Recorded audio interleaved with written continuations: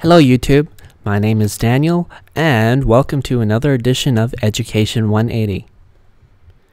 You may be wondering why I'm sitting here making this YouTube video for you. Well, here's the deal. Today I'll be talking about the 8th section in the logical reasoning module on resolving the paradox. You may be wondering what a paradox is. A paradox is a statement or a group of statements that leads to a contradiction or a situation which, if true, defies logic or reason. Please take a moment to read through the following common question stems. Press pause, and when you are ready to continue, press play.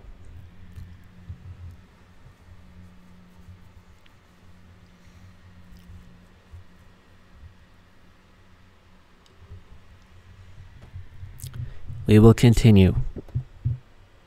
It is important to be aware of the following when answering resolving the paradox questions.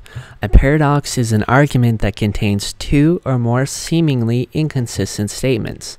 A paradox will often end with a strange contradiction. Your job is you must first identify each of the contradictory statements or the discrepancy in order to have a good understanding of the paradox itself. Assume each of the answer choices is hypothetically true, then look at their impact on the argument. And as always, eliminate incorrect answers and identify the correct answer. Eliminate answer choices that contain redundant information, as this does not assist you to resolve the paradox. Extraneous information is essential to resolving the paradox, as it is used to explain the discrepancy. The correct answer will typically explain the supposed discrepancy or resolve the apparent paradox, i.e., the correct answer will allow both of the seemingly contradictory facts from the argument to be true. Please take a moment to read through Paradox Sample Question 1. Press pause, and when you are ready to continue, press play.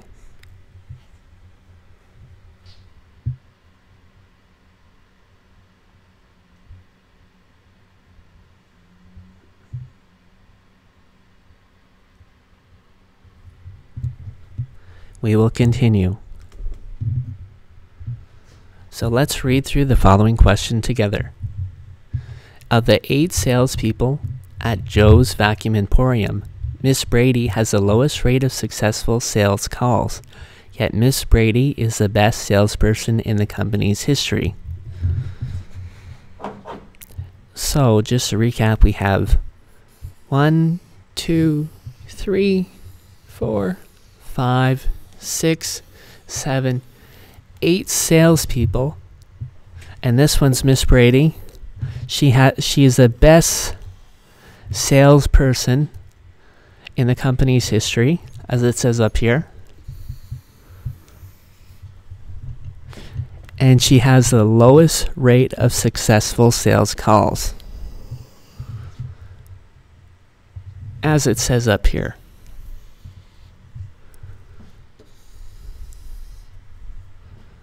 So this should lead you to ask the question, well, how is she the best salesperson in the company's history when she has the lowest rate of successful sales calls? That doesn't make sense. There's a contradiction here.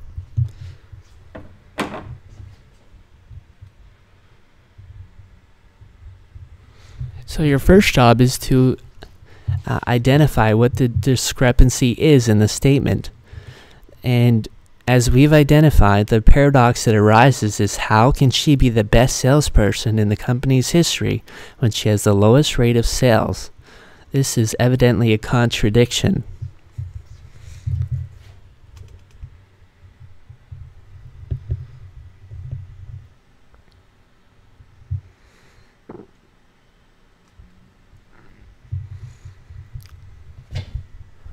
So let's take a look at the following answer choices to see if we can find the paradox. So let's read the bottom of the question. which is right here. Which one of the following, if true, most helps to resolve the apparent discrepancy? So let's start with A. The other 7 salespeople at the Emporium all consider Miss Brady to be a very capable salesperson. Well, that may be the case that she's very capable as a salesperson, but why is she the best salesperson? It doesn't answer the paradox. So for this reason, we can get rid of A. B. Prior to employment at the Emporium, Miss Brady worked at in the vacuum division of a large department store. Well, that may answer the question of how much experience does she have, but it doesn't answer the question as to why she is considered the best salesperson. So this information is extraneous. It doesn't help us resolve the paradox, so we'll get rid of B. C. Miss Brady has the most seniority of anyone on staff at the Emporium. Well, again, it could be that she has the most experience, but maybe some brand new rookie salesperson can easily outperform her. So seniority doesn't necessarily equate to being the best salesperson in the company. So C is also one that we can eliminate. Let's move this over here so it's out of the way. D. Miss Brady is assigned the most frugal of the company's clients. This is in fact our accredited answer. If we go back one slide,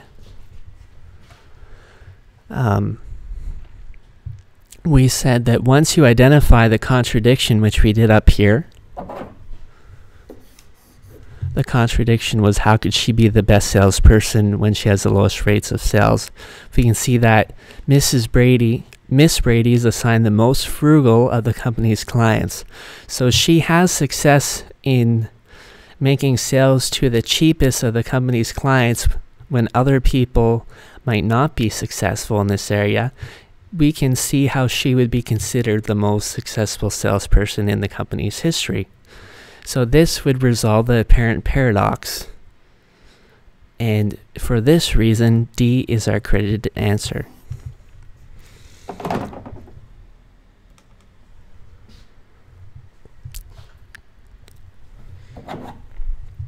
So we'll circle D in green, and we got the check mark over here. Just for argument's sake, let's take a look at E. Miss Brady was awarded Salesperson of the Year 2 years ago, and her sales have continued to increase. Well, that could be very well and fine and dandy, but maybe someone in the last 2 years has surpassed her sales record, so it could be the case that she's no longer the best salesperson in the company's history. So this again does not resolve the paradox.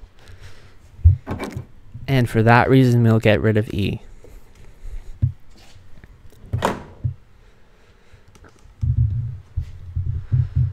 Please take a moment to read through Paradox Sample Question 2.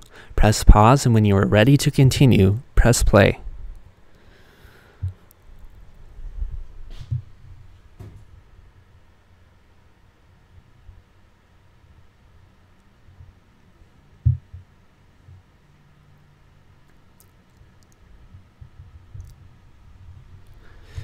We will continue. So let's take a look at the following question together. The question is, it has been clearly established that the use of drug X decreases insulin levels, which can lead to diabetes. In a recent study, however, it was found that the incidence of diabetes was lower among participants who consumed small doses of drug X than it was among participants identified as non-users. So let's break this down step by step. In the first part, it has been clearly established that the use of drug X decreases insulin levels.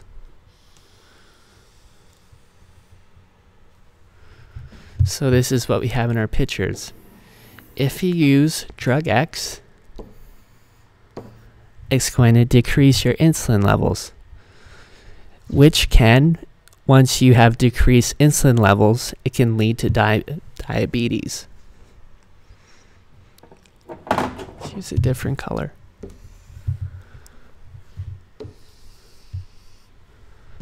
So this is what we have right here. It can lead to diabetes. In a recent study, however, it was found that the incidence of diabetes was lower among participants who consumed small doses of drug X.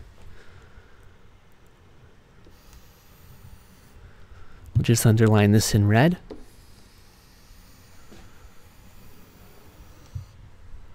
So this matches up with our picture down here.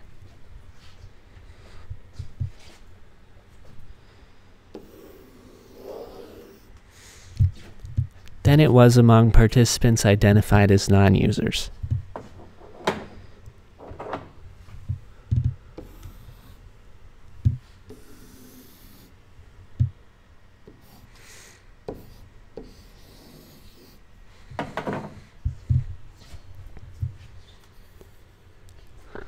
So the discrepancy in this argument is, why is it the case that people with small dosages have a lower rate of diabetes than non-users who tend to have a higher rate of diabetes?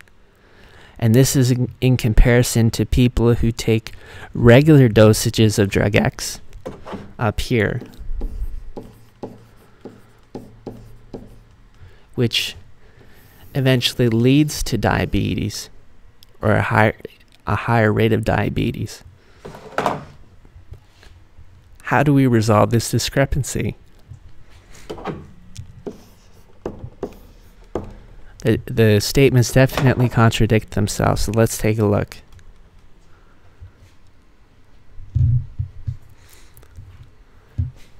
So, as we said, first it's important to identify what the discrepancy is. So we can say it is said that drug X decreases insulin levels, which can lead to diabetes. At the same time, the incidence of diabetes was lower for those who consumed small doses of drug X.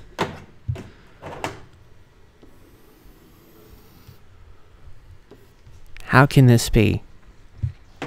So let's take a look at the answer choices and we'll come back to B.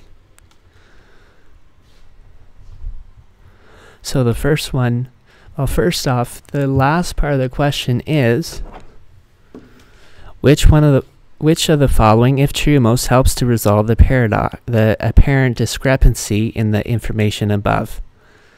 Let's read through each question one by one. First off is A, because many people who do not use drug X are conscious of their health habits, they are likely to engage in regular exercise and eat nutritionally well-balanced meals. Well, this, in my mind, just adds to the discrepancy. If they're taking care of their health, their levels should be lower than people who are taking small doses. So A, in my mind, would be incorrect, and I would get rid of this one. Let's take a look at B. B says many of the participants identified as non-users of drug X were people who had used this drug heavily in the past, but had stopped taking it prior to participating in the study. B was in fact our correct response.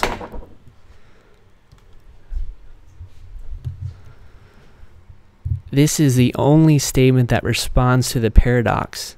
If the non-users used it heavily up until the study, it would explain why they had a higher incidence of diabetes than those who took only small doses of drug X. In other words, it would take a while for their systems to clear out, so as their blood levels drop, they would still have higher rates of diabetes than those who had never taken the drug, period. So B is our credited response.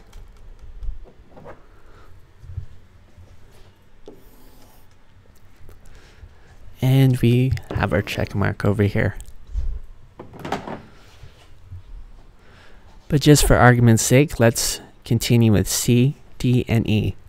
So for C, we have some of the participants who used drug X moderately said they occasionally, let's move this. they occasionally consume large quantities of drug X. So again, we're not interested in moderate users, we're just interested in the light users versus the non-users. So C doesn't provide us any information to resolve the paradox. So C can be crossed off. Let's look at D. Some of the participants who consumed moderate quantities of drug X developed diabetes. Again, this talks about moderate users.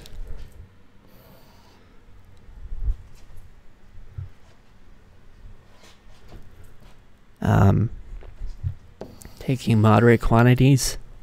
So we can eliminate D because we're again interested in light users versus non-users. Last question, E. The two groups. Let's raise this up here.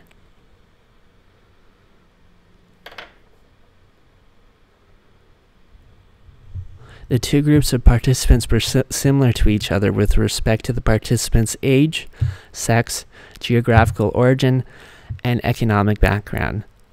Again, this would add to the paradox because it leads us to ask the question, if the two groups were the same, why was there a difference in the first place? So let's take off E. So again, to summarize, B was our correct answer.